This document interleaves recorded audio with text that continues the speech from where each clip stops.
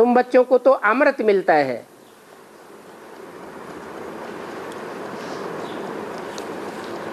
तुम बच्चों को अमृत मिलता है। कौन बच्चों को?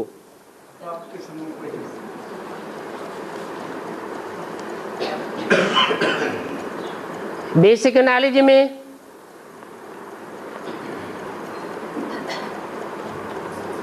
ब्रह्मा के थ्रू ज्ञान मिलता था। वेदवाणी तो आई, परंतु कहेंगे कि अमृत मिलता था। क्यों? मंथन ने किया। क्योंकि जो खाया हुआ भोजन चबाया नहीं जाएगा, सीधा ही निगल लिया जाएगा, तो उसका खून नहीं बनता है। ऐसे ही ये ईश्वरीय ज्ञान है। इस ईश्वरीय ज्ञान को जो जितना मंथन करते हैं, मनन चिंतन करते हैं, उतना वह ज्ञान उनका अपना बन जाता है और अमृत तुल्य बन जाता है, रस पैदा करता है। पवित्र देवता बनने के लिए ये मंथन बहुत जरूरी है।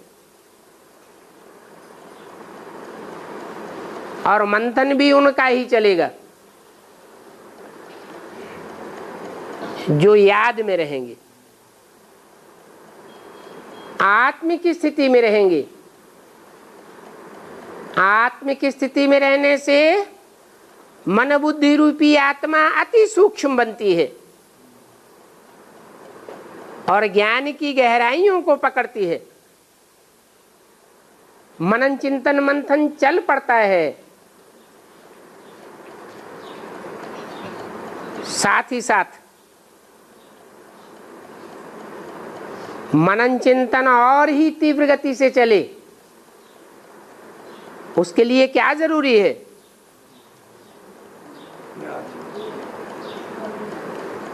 याद से मनन चिंतन मंथन तो चल पड़ता है, परंतु उसमें दिन प्रतिदिन और ही तीव्रता आती रहे, उसके लिए सेवा करनी पड़े।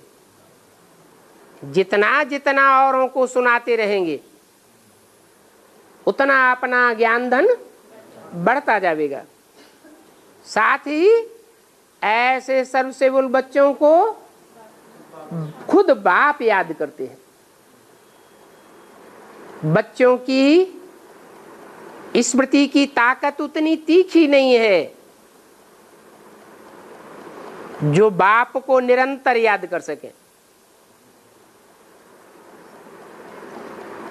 अटूट याद बन जाए, परंतु बाप जिन बच्चों को याद करते हैं उनकी याद भी निरंतर हो जाती है, सहज हो जाती है। इसलिए भगवान को कहा जाता है मुश्किल को सहज करने वाला। तो खास पुरुषार्थ है याद की यात्रा का। इसमें माया बहुत अपोजिशन करती है। 63 जन्म का हिसाब किताब आ जाता है सामने। कोई न कोई स्त्री, कोई न कोई पुरुष, कोई न कोई पदार्थ के रूप में माया सामना करती है और याद की यात्रा में खलल डाल देती है। तो इस सब्जेक्ट में बहुत लंबा टाइम लग जाता है। माया के विघ्न पड़ते ही रहते हैं।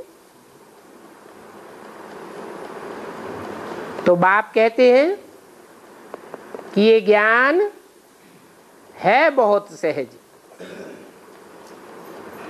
याद भी बहुत सहज है, परंतु ज्ञान के अनुकूल अगर चलते रहे जीवन में तो याद भी सहज रहेगी, परंतु माया अनुकूल होने नहीं देती। और सहज याद को कठिन बनाई देती है।